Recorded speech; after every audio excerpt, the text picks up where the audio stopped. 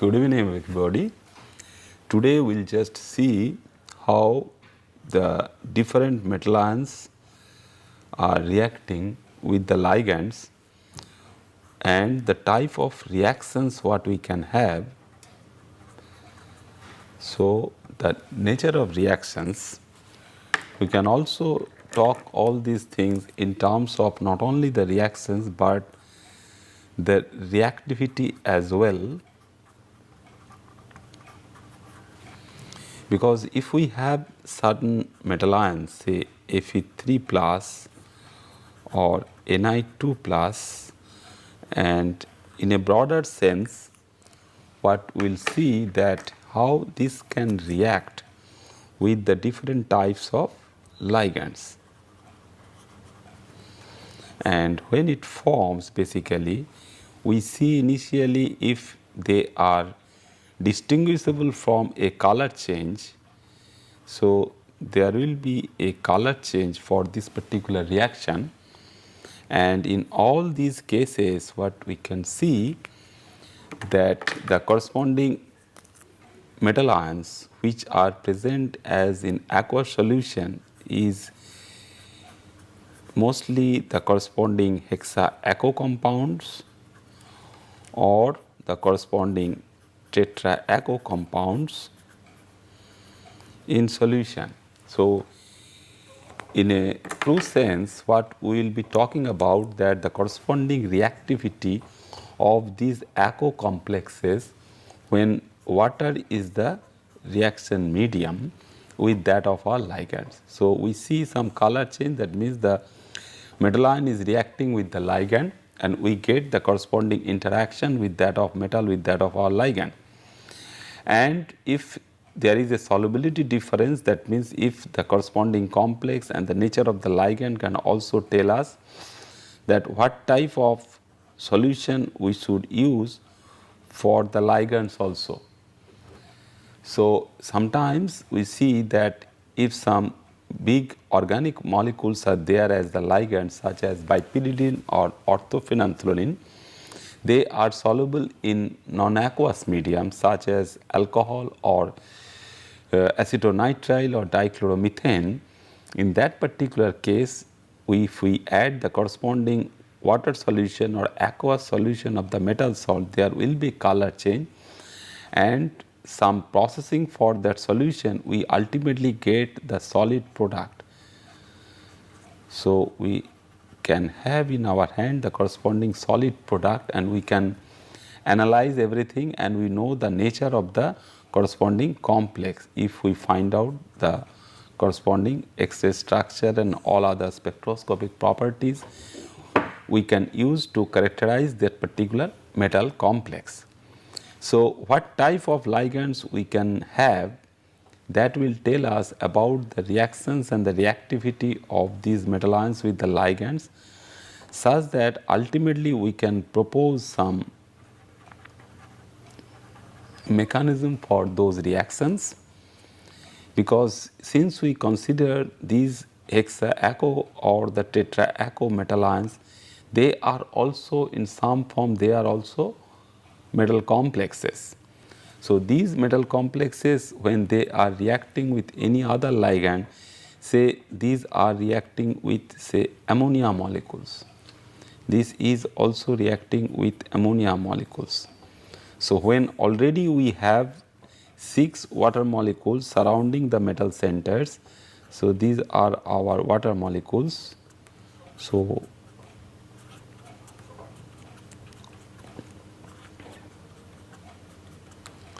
we have 6 water molecules surrounding this metal ion,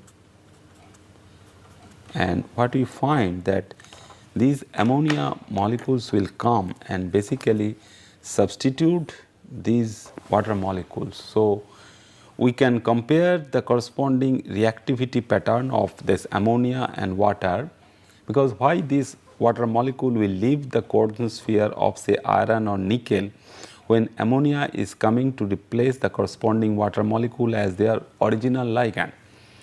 So, what we find in terms of the corresponding reactivity of these aqua complexes, we find it as the corresponding ligand substitution reaction. So, we will have this as ligand substitution reaction, and what are the different types of steps we can have, and how this mechanistic thing, because it can have two aspects, one is the kinetic aspect and another is the thermodynamic aspect. What more information we can have for the process of substitution of all these reactions, and this particular water molecule is replaced and we are adding ammonia, that means the addition of these ammonia molecules also we can see. So, before starting that particular aspect, that means the mechanism of this reaction, we will finish little bit remaining for these nature of these ligands. That means the nature of the ligands are also very much important to control these reactions, this reactivity pattern, and ultimately the mechanism of all these reactions. So, the nature of these ligands, that means we are talking all in terms of the corresponding spectrochemical series, and if we just simply see that how we can compare these two and some more within the spectrochemical series, whether this water will be replaced by the ammonia or ammonia will be replaced by these water molecules. Because when in some other compound the coordinated groups are all are ammonia. So, 6 ammonia groups are attaching to the center, and if this particular center is our say cobalt center, so it is nothing but hexaamine cobalt 3 cation, so which is pretty stable we all know, and it can be prepared from cobaltous chloride very easily. So, this has all hydrogens. So, what we can study for this compound is that whether we can go back it, that means whether these ammonia groups can be replaced by these water molecules. So, that is also dependent on the nature of the central metal ion and how strong this particular bond and its corresponding heat of reaction or enthalpy of formation for this cobalt nitrogen bond, where the nitrogen belongs to this ammonia molecule, because this was we are talking with say iron or nickel, but in this particular case it is cobalt. So, whether water can replace these ammonia molecules, that we can check, and for that also we can see or we can check the corresponding reactivity pattern with say some proton donor, that means some acid or some weak acid. So, if we have some weak acid in our hand, and what will happen there, basically the very interesting reaction in that way, that this particular proton will come and it will take out these NH3 plus H plus, and we will just lose some ammonium ion. And when you lose some ammonium ion, and since we are giving some amount of proton into the system and which is the acidic in nature, so in that particular case this water molecule will come and occupy this position. So, it is basically triggered by the addition of these proton. It is not that if we simply do this reaction, because we are doing all these reaction, the entire reaction, and if we go for the corresponding isolated compound, corresponding isolated hexaamine cobalt 3 compound, and if we just simply dissolve it in water, what we should expect? We expect that if there is direct substitution of this ammonia group by the water molecules, it can, if it can happen with this also, then ammonia groups can also be replaced by these water molecules. But this is not happening. We need the corresponding addition of the proton to the system such that your ammonia groups are protonated, and we leave this as ammonium ion, and this water molecule will come and occupy some of these positions or all of these positions around this octahedral cobalt ion to give us the corresponding hexa-aco compound. So, the remaining part what is there for the nature of these ligands, what we have seen that the pi acceptor ligands what we are talking about, because this particular thing will tell us about the corresponding nature of this metal ligand bonding strength, how strong they are, and how quickly we can remove this ligand from the environment of this particular metal. So what happens if we have some pi orbitals, and also that orbital is the pi star, that means the antibonding orbital which is available for acceptance of electron density from the metal side. We call all these ligands, we group them, these ligands can be grouped as good pi acceptor ligands.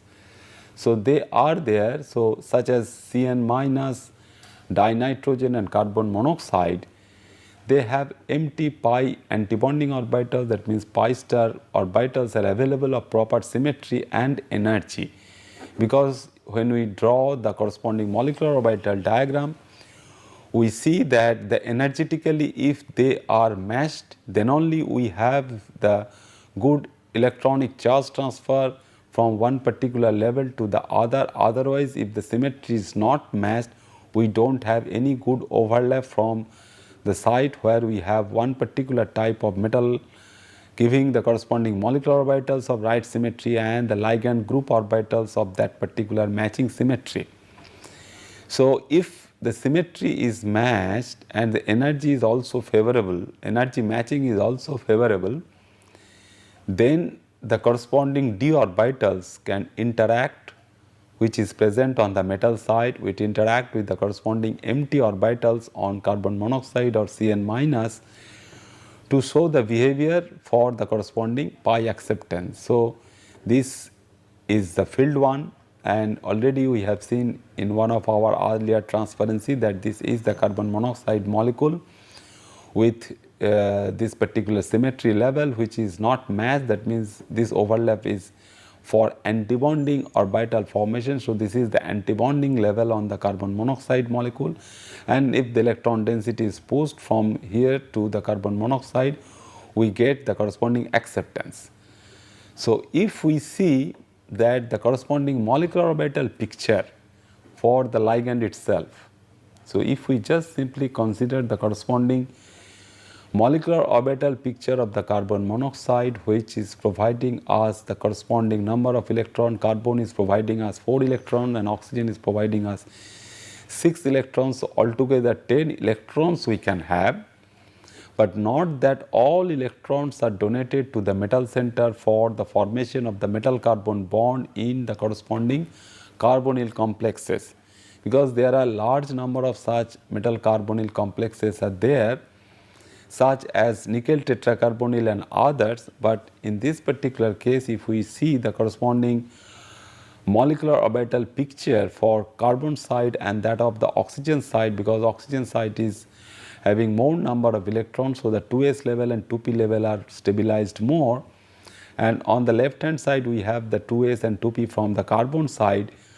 and these 2s, when they are having the matching symmetry with the 2s of the oxygen side and 2px, basically which can give, we all know that corresponding sp overlap is also allowed, because the px orbital, if the bonding axis is the x axis, then the px orbital can nicely overlap with the 2s orbital of the carbon, and this particular case, that means the px of carbon can also overlap with the px of oxygen. So we have for 1 sigma level which is between 2s interaction, then the corresponding 2 sigma, also this is the corresponding bonding level, and this is the antibonding level for interaction with the 2s, because with respect to these 2s this is higher energy, so that is basically the antibonding level. So the corresponding antibonding level which is having the symmetry level is sigma, and which is also filled and which is of lower in energy compared to the 2s level of the carbon atom. Then we are having the px and py orbitals, and these px and py orbitals have matched symmetry for the corresponding pi interaction, and then we can have the px-px interaction which is also of sigma type. So when this px-px interaction from the carbon side to that of the oxygen side giving the 3 sigma orbital, because this numbering is only for the ordering, such as 1 sigma, 2 sigma, 3 sigma, 4 sigma, this energy ordering, the ground one is the lowest one is 1 sigma, and the highest one is 4 sigma. Similarly, if in case of pi also it is 1 pi and it is 2 pi. So, it is a very simple diagrammatic picture for the carbon monoxide molecular orbitals. So, we have the field 3 sigma level. So, this 3 sigma level has some overlap from the S level, but mainly it is forming from the px-px interaction from the carbon and the oxygen. So, if we have the corresponding orbitals like this, that means this is the matching orbital from carbon side as well as from the oxygen side, and when we have the 3 sigma level and this 3 sigma molecular orbital which is filled with electrons, and this the bigger lobe which has been shown over here from the carbon side can be donated these 2 electrons to the metal ion. So, this metal ion what we are talking about is nothing but the corresponding metal in zero oxidation state, because we know that the nickel is forming in zero oxidation state.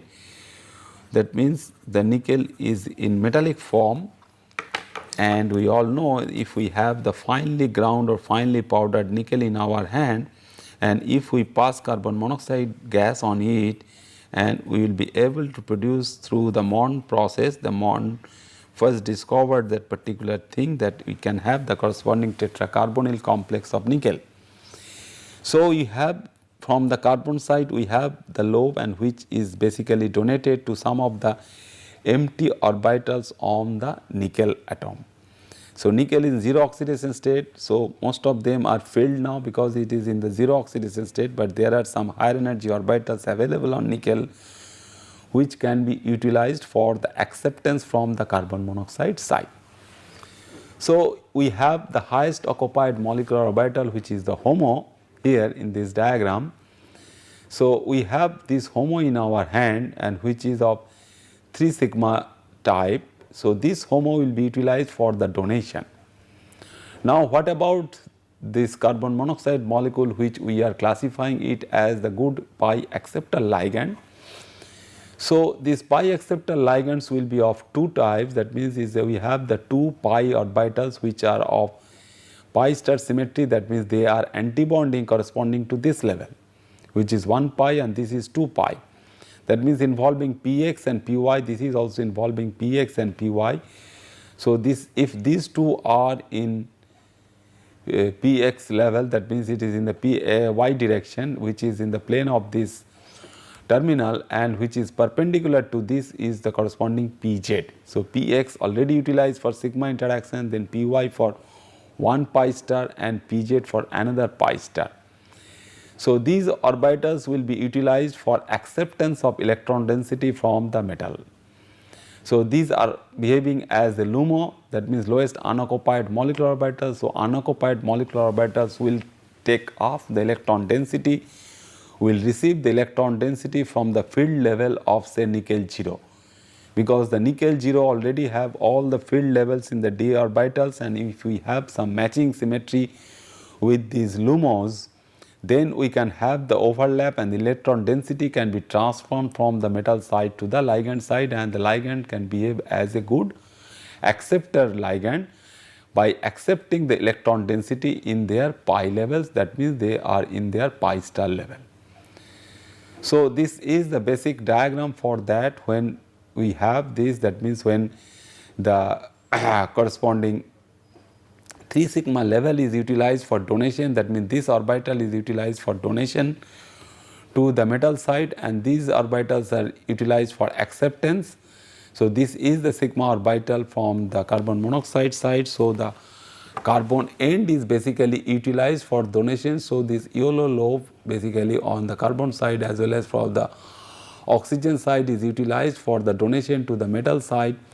And the metal side, if we have some higher energy orbitals which are of this particular axis, that means if we have the corresponding px, py or pz or dz square or dx square minus y square which are only pointing towards the Cartesian axis. So, these orbitals, if they are vacant, then only it can receive some amount of electron density in terms of their sigma orbital. So, this sigma donation is very weak in case of carbon monoxide, but it is there. So, this weak carbon monoxide sigma donation is basically facilitating the second step, that means the synergistic effect, which basically gives us the corresponding thing that if we can have some electron density of this antibonding level of this carbon monoxide molecules. So, if this antibonding level we can have and they are basically vacant. So, electron density can be pushed from the metal side. In this diagram we will be elaborating that. So, electron density can be pushed back. So, this can also be considered from carbon to metal and metal to carbon. So, this thing basically we consider whenever we are talking a metal ligand interaction, but the situation has now been changed where the metal ligand interaction is of different type. What we are considering that when it is donating to this particular one, that means if we have the sigma donation from the carbon monoxide side, this is the corresponding sigma donation from the carbon monoxide side, so which is little bit weak, but the corresponding pi acceptance from the metal side is strong. And this particular nature, that means the pi acceptance will be predominating. So, the nature of this ligand or the strength of the ligand, which we will consider it as for classification of there in the spectrochemical series. So, the strength of the ligand will also be controlled by the amount of strong pi acceptance from the metal orbital to the pi star level of this carbon monoxide molecule. So, this we will consider as a synergistic effect, and the ultimate result for this interaction between the metal ligand interaction, which is always there for the metal complex formation, is that due to this synergistic effect we can have more than one bond order between metal and the carbon of say nickel tetracarbonyl or some other complexes, because there are a large number of these carbonyl complexes known. So, we have multiple bonding between this metal and the carbon. So, one is sigma, another is phi. So, we have a very strong interaction. So, definitely this strong interaction will tell us that carbon monoxide is a very strong ligand, though we have a very weak sigma interaction, and due to that strength of this carbon monoxide as a ligand, we will be placing this on the right hand side of the spectrochemical series, and we will consider this carbon monoxide as a strong ligand, and we will find that the corresponding ligand field splitting and the corresponding ligand field stabilization energy due to they say delta corresponding delta T or delta octahedron, depending upon the symmetry of these things, will be bigger due to the strength of this carbon monoxide molecule. So, the sigma bond is very nice to know, that is this particular sigma bond is getting donated to the metal empty orbital. Then we have the pi bond back bonding, and another very weak as well as a rare carbon monoxide to pi bonding we can have, because this carbon monoxide molecule can have some filled pi orbitals, and if the empty orbitals on the metal ion is available, because these empty orbitals are available for this donation, that means they are basically the corresponding field level. But if the metal orbitals of this particular symmetry, that means depending upon the metal ion, whether it is chromium or cobalt or titanium or vanadium, if we have some matching this orbital of this particular match symmetry with the carbon monoxide pi bond which is filled, then we can push some amount of electron density, and there we will consider carbon monoxide as a pi donor ligand. So, it can have two good possibilities, that means we can have sigma donation, then pi acceptance from the metal side, as well as we have the corresponding pi donation. So, if there the pi donation is also there, we get something which is above the double bond character, but it is not a triple bond character, but it is above double bond character, and that is why we find a very strong interaction between the metal and the carbon that we all discuss in organometallic compounds, and in some good catalysts or in some other interactions where carbon monoxide or any carbon monoxide type of molecule is reacting with the metal ion, whether it is from the complex or it is from the corresponding metal bearing catalysts. So, the energy ordering now we can see, because we have to compare this energy ordering with that of the corresponding sigma donation. So we have this pi which is filled, so these are all the corresponding levels. So these are all 6, not 5, these are the 6 electrons in this particular 3 pi level, and these are mostly stabilized, but this particular interaction, that means the corresponding metal for the T2G level is interacting with the corresponding pi star level of the carbon monoxide or the other pi accepting ligand. So if we have the pi star level which is available, so this pi star level will be interacting with the T2G symmetry from the metal side, and we have the corresponding splitting. So in essence, what we have seen that for sigma donation, we have been seeing the situation that we have this particular thing when we have this is the corresponding separation. That means the gap between the T2G and EG, the T2G EG gap which we have seen for crystal field theory, and this gap is basically getting modified because the theory we are also modifying. We are moving from a crystal field theory to a ligand field theory where we are considering a good overlap between the metal orbital and the ligand orbital, and the separation. This particular separation we are considering earlier as the corresponding separation for crystal field splitting, and we are talking in terms of the corresponding stabilization in terms of their CFSE, and that means crystal field stabilization energies and the amount of stabilization.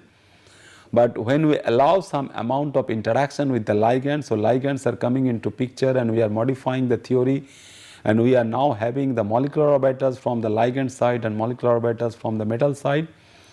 And as a result, what we find that earlier we have seen due to the sigma interaction, sigma molecular orbital interaction from the ligand side, we have this particular gap is decreasing, but now this particular gap is increasing when we have the pi acceptor ligand.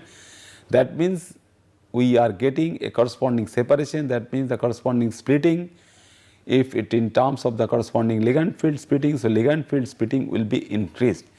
That means whenever we find a ligand which is of pi acceptor type, that will definitely increase the corresponding ligand field splitting, and that particular ligand should be characterized as a strong field ligand.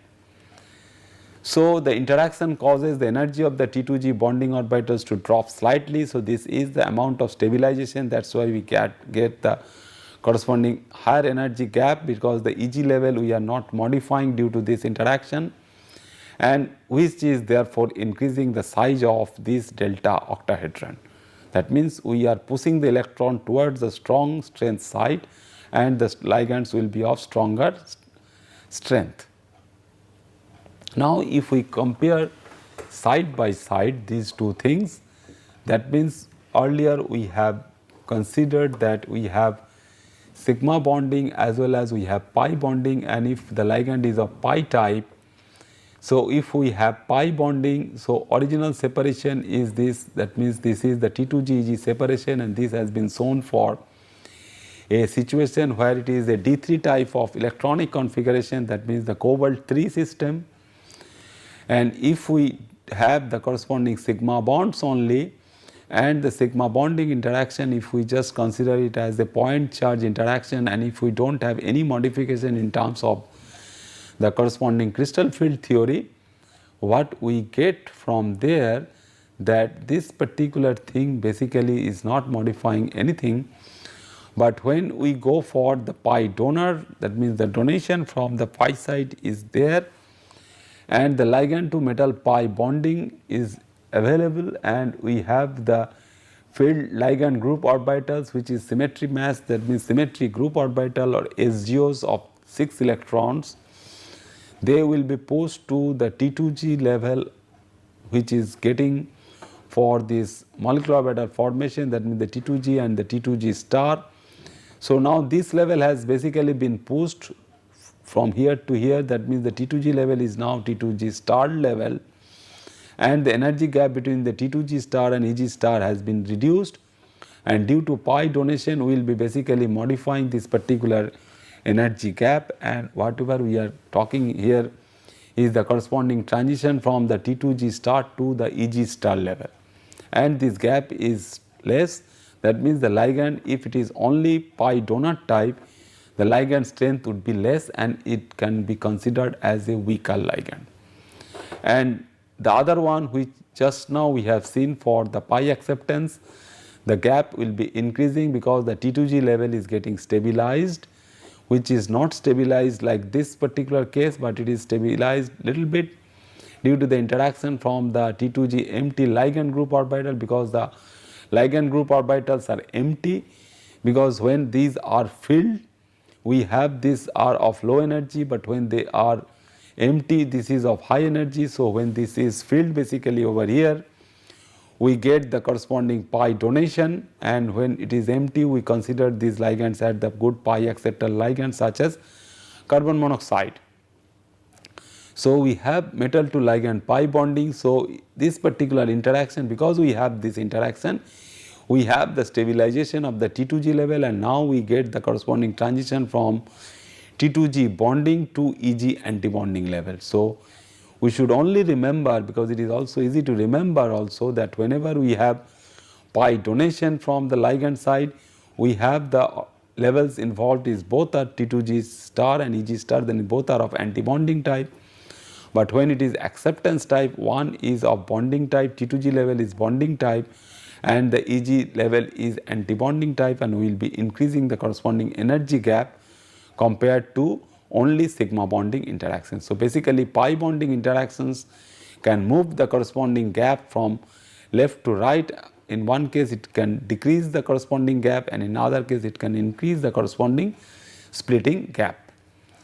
So that basically gives us the idea that how we can summarize these interactions, particularly the pi interactions. That means the ligands are of different type which can show some pi interactions. So if the ligands are of only sigma donors, that means they do not have any pi electron, they are mostly forming from sigma bonds only, that means the water molecule or ammonia molecule. So it is basically providing the sigma donation. That means this donation is not very much affecting the corresponding separation between the T2G level and the EG level. So the ligands which engage solely in sigma bonding are in the middle of the spectrochemical series. Some are very strong sigma donors.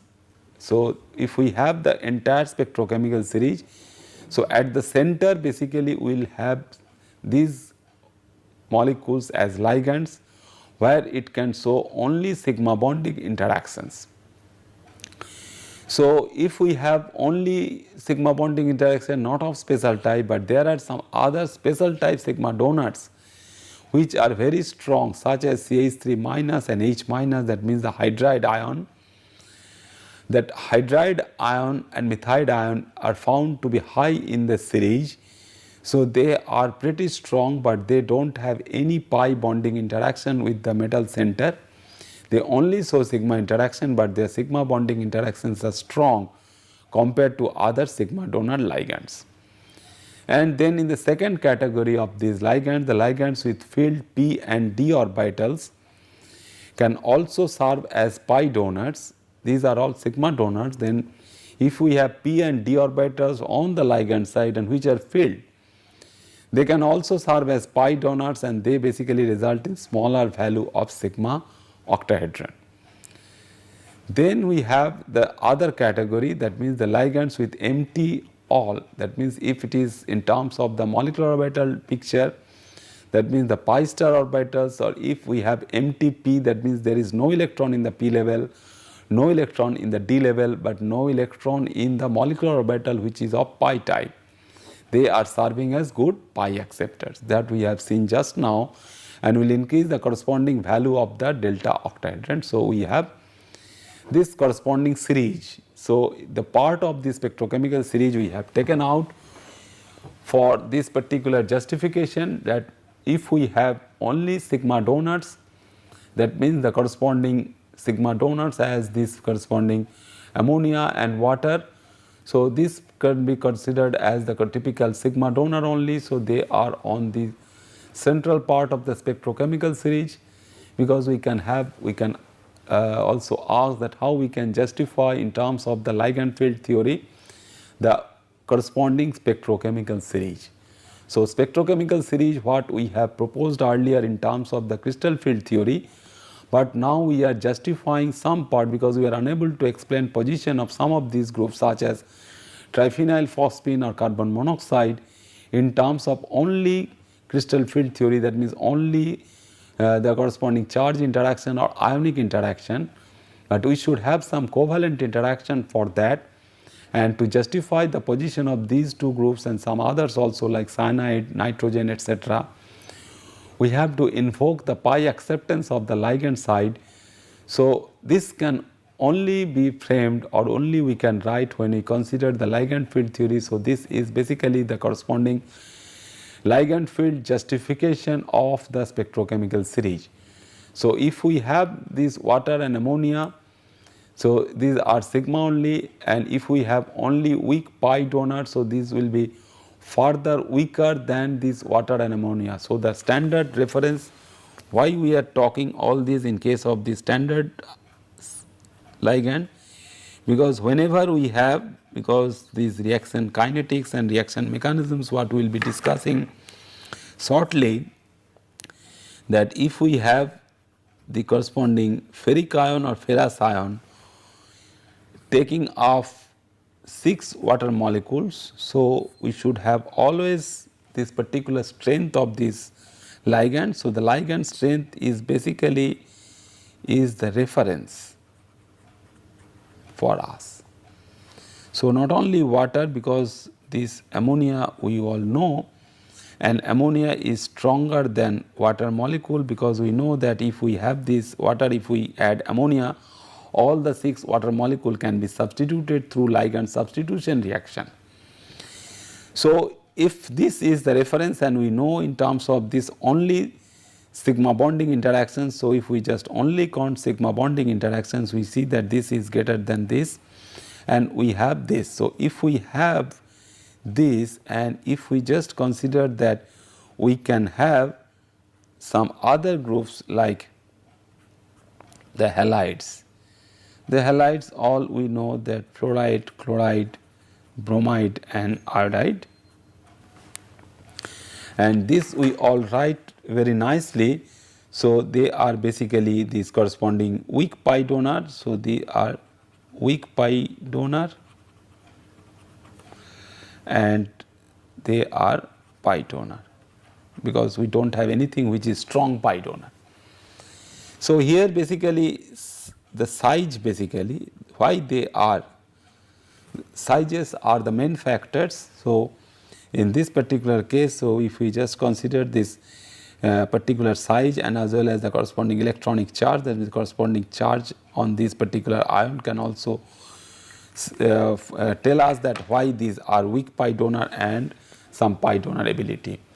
But the thing is that where we place the triphenyl phosphine and carbon monoxide, we have this as the pi acceptor. So compared to all these, basically the pi acceptor ligands are the strongest ligands. So they are the very strong ligands, and we will find in organic chemistry and other chemical related chemicals for the corresponding complexes, and as the catalyst we find that if you have the carbon monoxide, they can function as a very good catalyst, and triphenyl phosphine also can control the corresponding reactivity pattern of the metal center, and we can have large number of metal complexes as the triphenyl phosphine, because it has a typical steric bulk also and it has the pi acceptance capability also.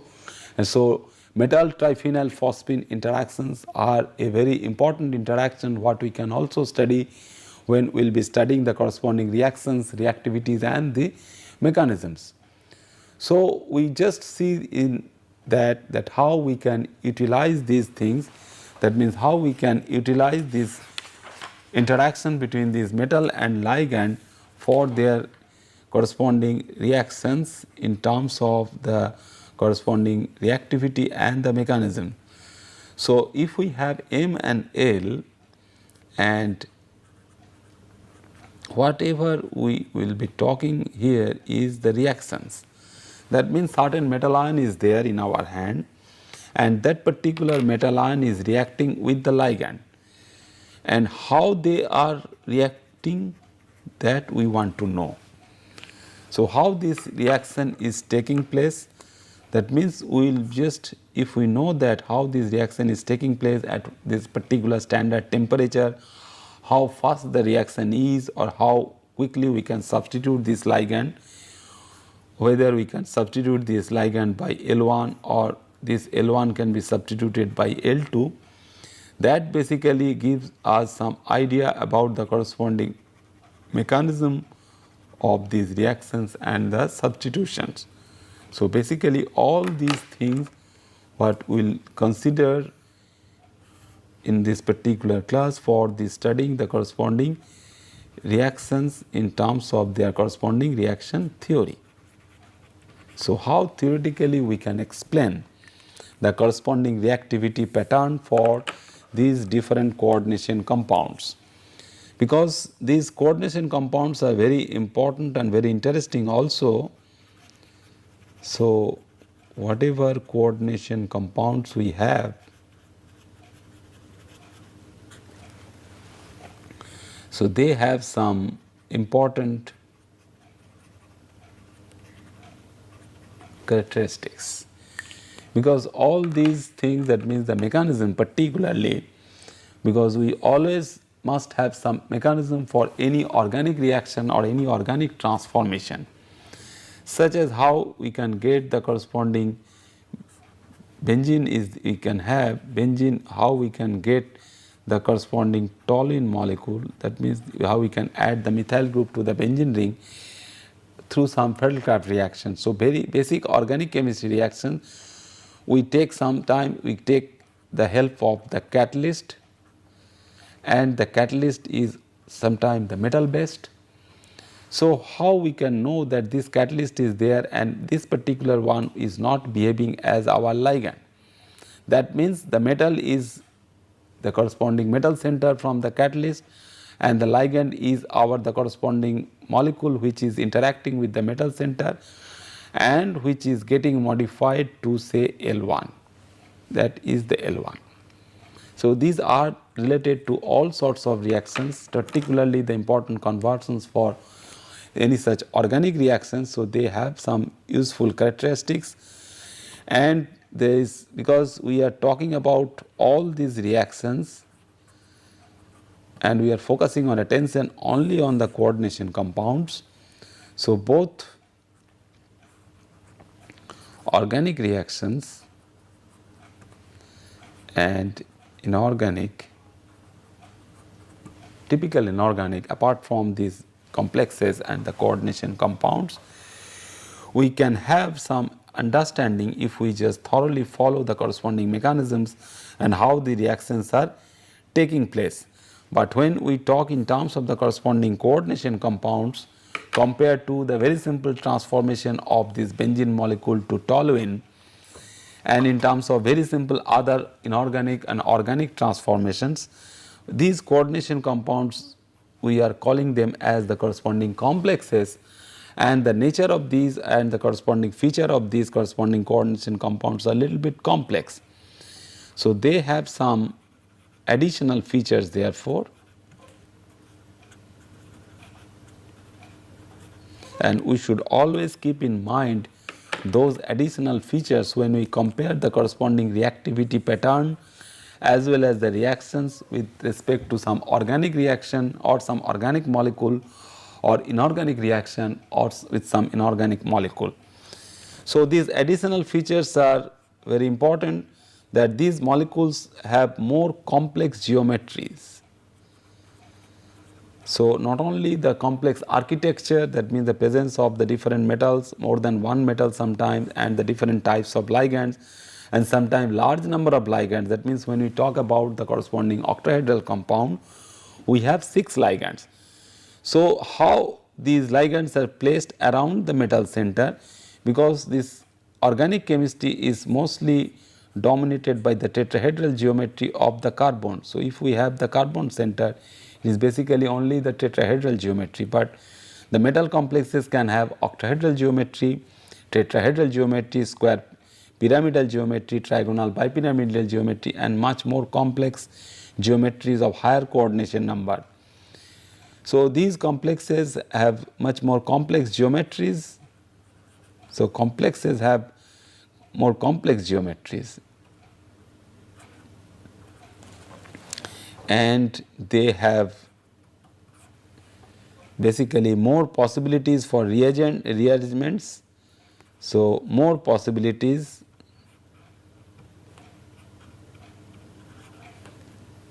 for rearrangement.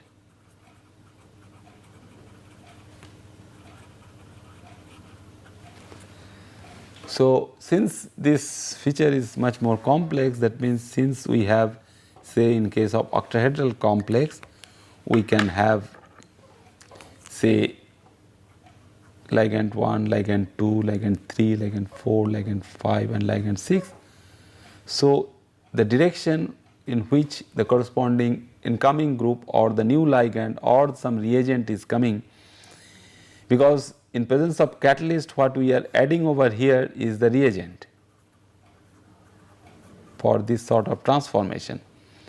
So, it which particular direction, so it will have some directional preference for the reactivity, and if we have the corresponding symmetry for this geometry is not typically symmetric, octahedron is typically symmetric, but it has no directional preference as a result. But when this the same thing, if the same thing is confined in a big biological molecule such as hemoglobin and myoglobin, and the metal center is our iron center, then we must have some good sites where the new molecules or the new ligands are coming, such as when O2 is coming into bind the corresponding iron center in hemoglobin and myoglobin. So, it must have some directional preference. So, how this particular geometry, if it is square pyramidal or if it is octahedral only, so how O2 will come and bind this iron center by substituting say some water molecule already bound to the iron site. So, the possibilities are more, and we have the rearrangements are also more, and these metal atoms present in these species, it can be the corresponding ions also. So, they exhibit more variability. So, variations are there, more variability in their reactions. So, that means their reactions are also much more complex, and these reactions what we are getting over here is that this particular reaction is not that for the organic reaction, and inorganic reactions are also sometimes pretty simple. So, we have to monitor these reactions very critically, and the reactions what we can have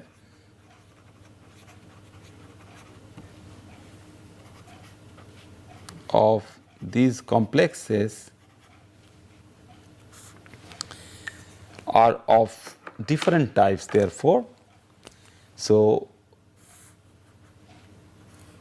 they are of basically 3 types, where we can consider the corresponding substitution, that means the L1 is substituting L or L2 is substituting L1 at the metal side. So, we have the substitution reactions at the metal center, then we have the oxidation reduction reactions or redox reactions. The ligands are all present, but we can take out one electron from the center and we can donate one electron to the center, which is not always possible because we do not have that kind of parallel reaction in case of typical simple organic molecules or inorganic molecules. And sometimes the reactions of the ligands, that means metal is there and ligand is attached to the metal site, and what is happening over there, the reactions of the ligand is basically reacting then without changing their attachment to the metal center. So, the reactions of the ligands. So, if we consider that this particular part is the part of the catalyst,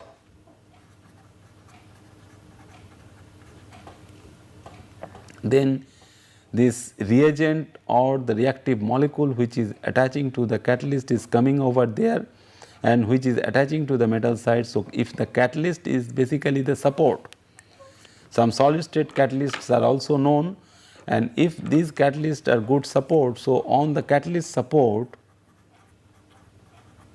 the ligand is coming and sitting. So, after sitting on the catalyst we can have some good modification of this ligand. If it is simple benzene ring, what example we have given just now, that whether we can modify the benzene ring nicely in presence of the catalyst to its toluene in counterpart, or L can be modified to something else which is L1, L2, L3 etc.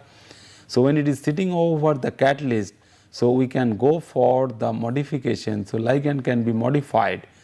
So, that basically is our goal.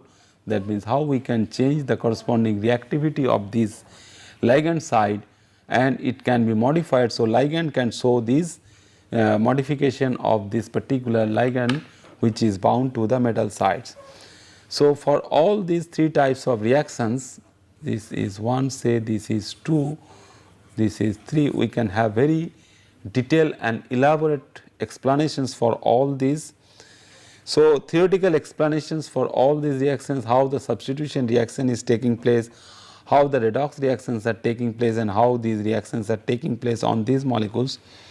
So, we can have such as all these or some more also, that list of known reactions we should have in our hand. So,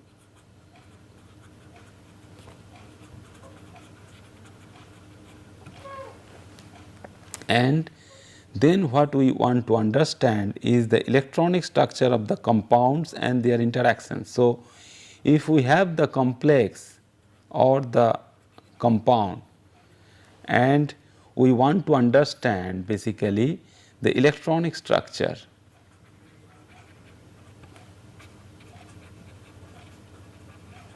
of that particular compound, and this particular compound when we know for this corresponding electronic structure, then only we can have some informations related to that of their interaction. So, how this ML interaction is taking place. So, if we find out these interactions with related to that particular metal complex. So, very simple interactions what we can talk about is nothing but the corresponding reaction where we have Mx is reacting with Y, giving rise to the corresponding product which is My plus X. So, this is the very simple reaction. If we have the ligand as X or anything else which can be substituted by Y by L1, so we get the corresponding complex why ML1 will be there and the existing ligand which was L will be kicked out from the medium. So, if we have this axis as the corresponding free energy change for the reaction, that means for substitution reaction, substitution of X by Y and how much we are progressing from the left to right, that how fast or how quick is the reaction or how far the reaction is going, that means the extent of reaction.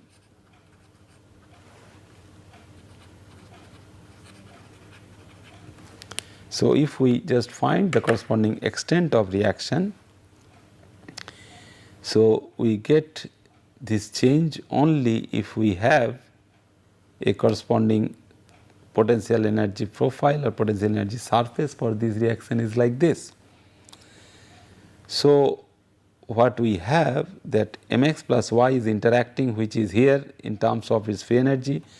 So, we will be gaining some free energy change, the free energy change will be negative and the reaction would be spontaneous. So, from this free energy axis we should have some gain from the free energy and we are getting this particular product.